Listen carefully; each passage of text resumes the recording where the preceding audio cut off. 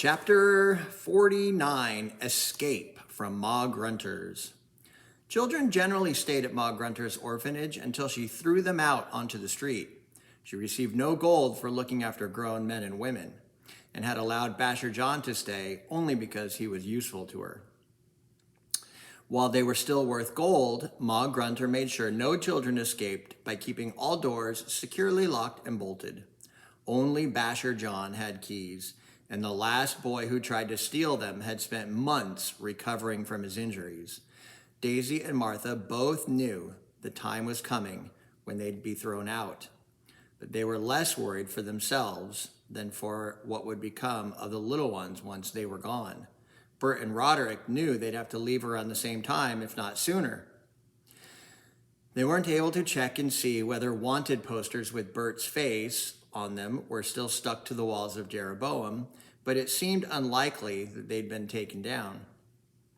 The four lived in daily dread that Ma Grunter and Basher John would realize they had a valuable fugitive worth 100 ducats under their roof. In the meantime, Bert, Daisy, Martha, and Roderick met every night while the other children were asleep to share their stories and pool their knowledge about what was going on in Cornucopia. They held these meetings in the only place Basher John never went, the large cabbage cupboard in the kitchen. Roderick, who'd been raised to make jokes about the Marshlanders, laughed at Daisy's accent during the first of these meetings, but Daisy told him off so fiercely that he did not do it again. Huddled around a single candle, as though it were a fire, amid mounds of tough, smelly cabbages, Daisy told the boys about her kidnap. Bert shared his fear that his father had died in some kind of accident, and Roderick explained about the way the Darkfooters faked attacks on the town to keep people believing in the Ickabog. He also told the others about how the mail was interrupted, how the two lords were stealing wagon loads of gold from the country, and that hundreds of people had been killed, or, if they were useful to Spittleworth, in some way imprisoned. However, each of the boys was hiding something, and I'll tell you what that was. Roderick suspected that Mr. Beamish had been accidentally shot on the marsh all those years ago, but he hadn't told Bert that because he was scared his friend would blame him for not telling him sooner. Meanwhile, Bert, who was certain Mr. Dovetail had carved the giant feet the Darkfooters were using, didn't tell Daisy. So, you see, he was certain Mr. Dovetail must have been killed after making them, and he didn't want to give Daisy false hope that he was still alive. As Roderick didn't know who'd carved the many sets of feet used by the Darkfooters, Daisy had no idea about her father's part in the attacks. But what about the soldiers? Daisy asked Roderick on the 6th night they met in the cabbage cupboard. The Ickabog Defense Brigade and the Royal Guard, are they in on it? I think they must be a bit, said Roderick, but only the very top people who know everything. The two lords and whoever's replaced my father. He fell silent for a moment. The soldiers must know there is no Ickabog, said Bert, after all the time they've spent up in the marshlands. There is an Ickabog, though, said Martha. Roddy didn't laugh, though he might have done it if he'd just met her. Daisy ignored Martha, as she usually did, but Bert said kindly, I believed in it myself until I realized what was really going on. The foursome went off to bed that night, agreeing to meet again the following evening. Each was burning with ambition to save the country, but they kept coming back to the fact that they were without weapons. They could hardly fight Spittleworth and his many soldiers.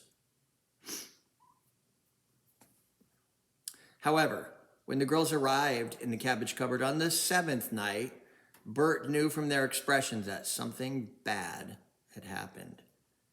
Trouble, whispered Daisy. As soon as Martha had closed the cupboard door, we heard Ma Grunter and Basher John talking just before he went to bed. There's an orphanage inspector on the way. He'll be here tomorrow afternoon.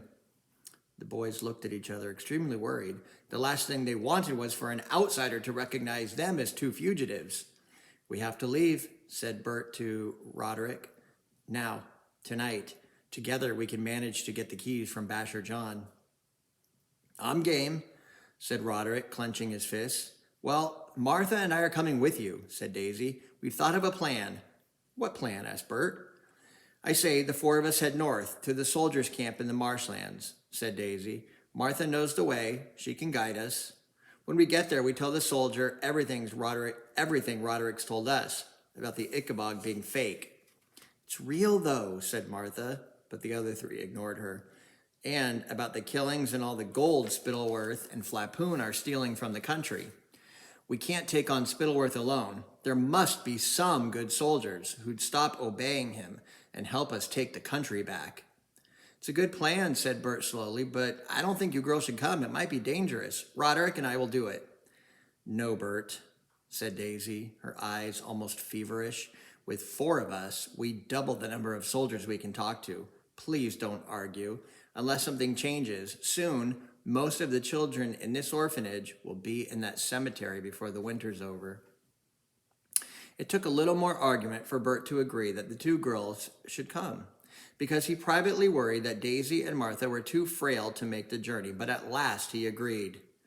All right, you'd better grab your blankets off your beds, because it's going to be a long, cold walk. Roddy and I will deal with Basher John. So Bert and Roderick sneaked into Basher John's room. The fight was short and brutal. It was lucky Ma Grunter had drunk 2 whole bottles of wine with her dinner, because otherwise all the banging and shouting would definitely have woken her. Leaving Basher John bloody and bruised, Roderick stole his boots. Then they locked him in his own room, and the two boys sprinted to join the girls, who were waiting beside the front door. It took 5 long minutes to unfasten all the padlocks and loosen all the chains. A blast of icy air met them as they opened the door. With one last glance back at the orphanage, threadbare blankets around their shoulders, Daisy, Bert, Martha, and Roderick slipped out onto the street and set off for the marshlands through the first few flakes of snow. Chapter 50, A Winter's Journey. No harder journey had been made in all of Cornucopia's history than the trek of those 4 young people to the marshlands.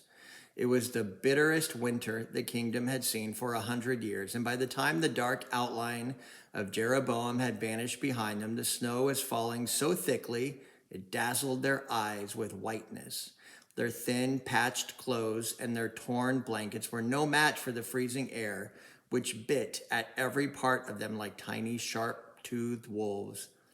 If not for Martha, it would have been impossible to find their way, but she was familiar with the country north of Jeroboam, and in spite of the thick snow now covering every landmark, she recognized old trees she used to climb, odd-shaped rocks that had always been there, and ramshackle sheep sheds that had once belonged to neighbors. Even so, the farther north they traveled, the more all of them wondered in their hearts whether the journey would kill them, though they never spoke that thought out loud. Each felt their body plead with them to stop, to lie down in the icy straw of some abandoned barn and give up. On the 3rd night, Martha knew they were close because she could smell the familiar ooze and brackish water of the marsh. All of them regained a little hope. They strained their eyes for any sign of torches and fire in the soldiers' encampment, and imagined they heard men talking and the jingling of horse harnesses through the whistling wind.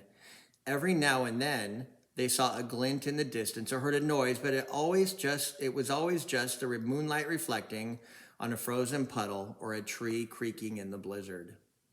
As they reached the edge of the wide expanse of rock, marsh, and rustling weed, and they realized there were no soldiers there at all. The winter storms had caused a retreat.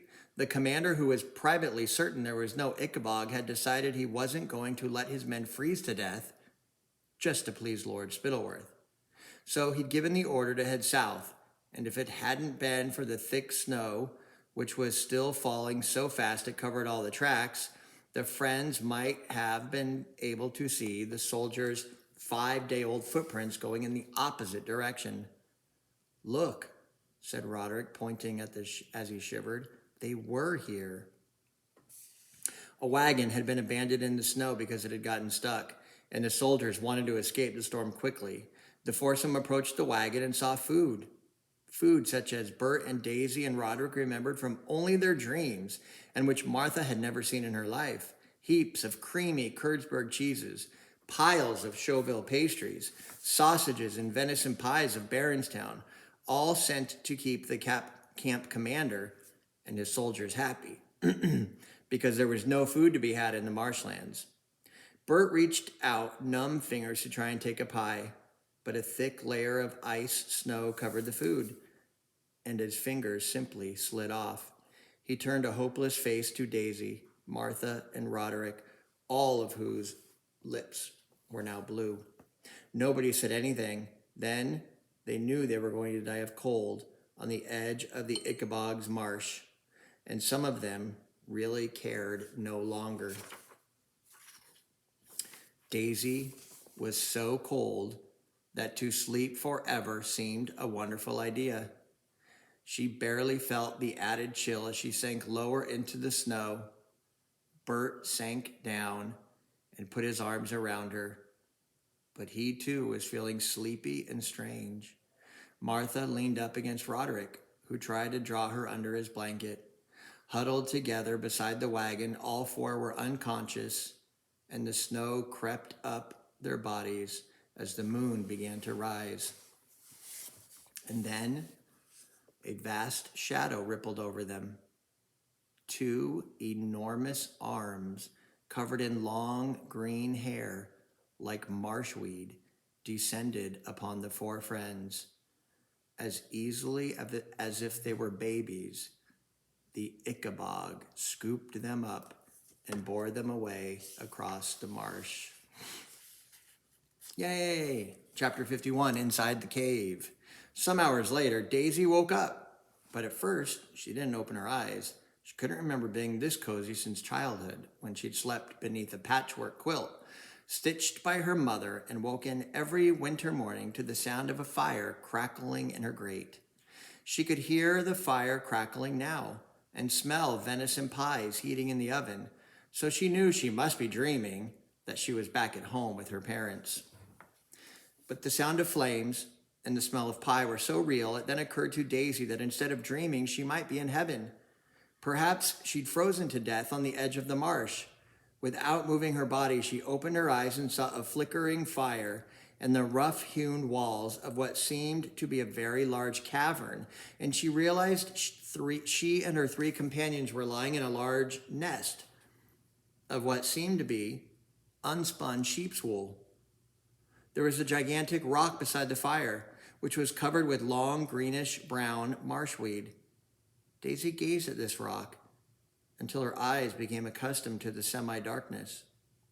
Only then did she realize that the rock, which was as tall as two horses, was looking back at her. Even though the old story said the Ickabog looked like a dragon or a serpent or a drifting ghoul, Daisy knew at once that this was the real thing. In panic, she closed her eyes again, reached out a hand through the soft mass of sheep's wool, found one of the other backs, and poked it. "What?" whispered Bert. "Have you seen it?" whispered Daisy, eyes still tightly shut. "Yes," breathed Bert. "Don't look at it." "I'm not." "I told you there was an Ickabog," came Martha's terrified whisper. "I think it's cooking pies," whispered Roderick. All four lay quite still with their eyes closed until the smell of venison pie became so deliciously overpowering that each of them felt it would be almost worth dying to jump up, snatch a pie, and maybe wolf down a few mouthfuls before the Ickabog could kill them. Then they heard the monster moving. Its long, coarse hair rustled, and its heavy feet made loud, muffled thumps. There was a clunk as though the monster had laid down something heavy. Then a low, booming voice said, "Eat them." All four opened their eyes.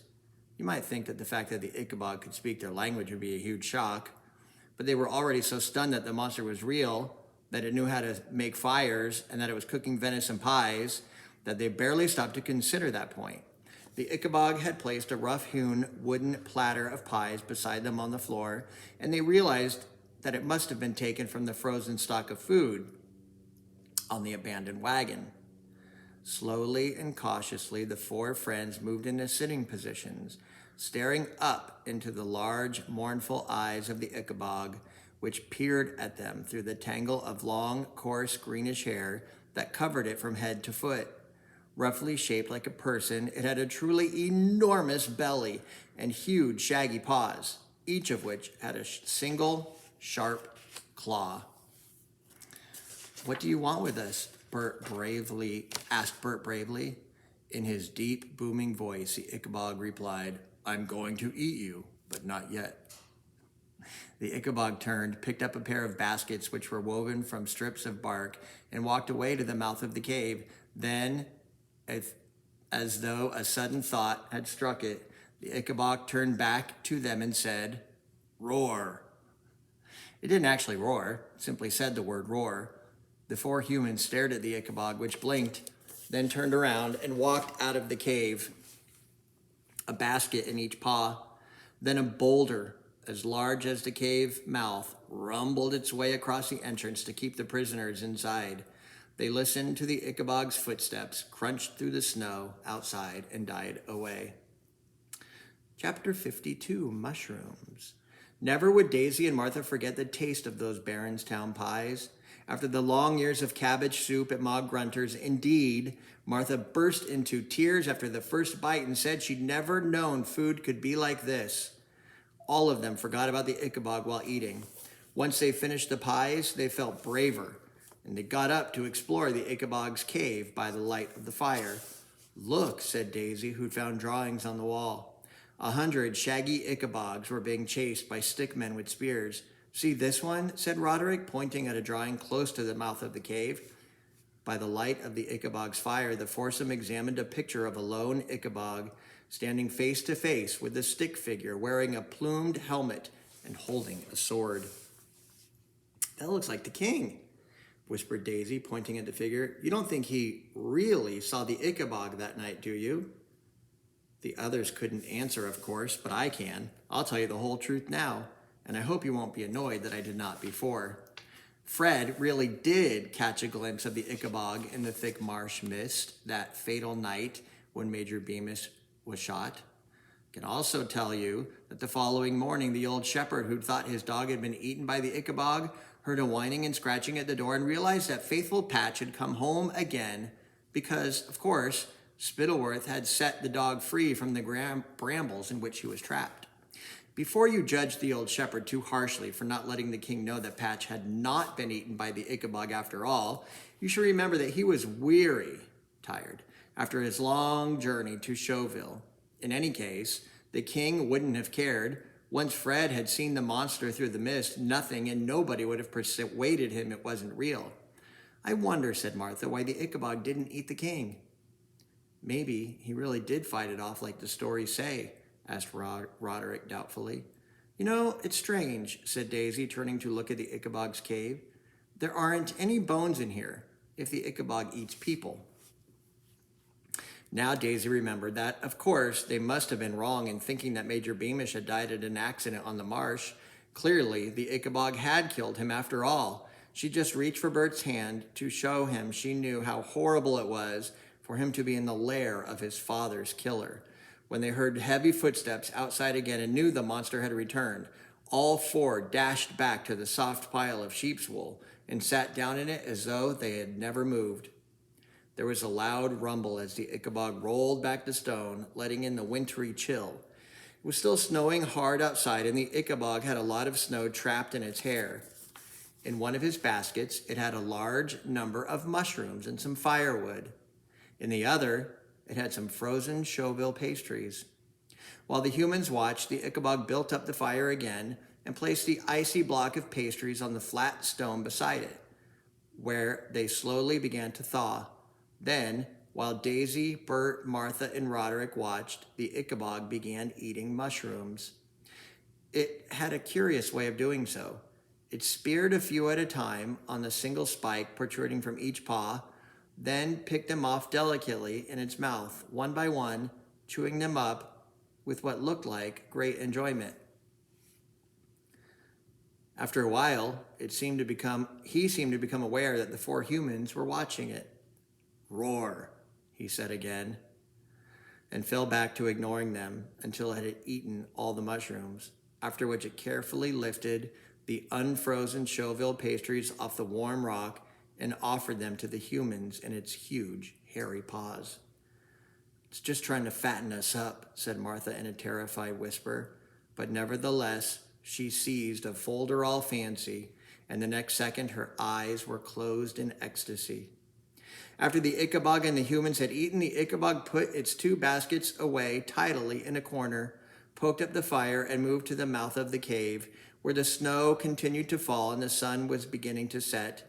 With a strange noise you'd recognize if you'd ever heard a bagpipe inflate before somebody starts to play it, the Ickabog drew in breath and began to sing in a language none of the humans could understand.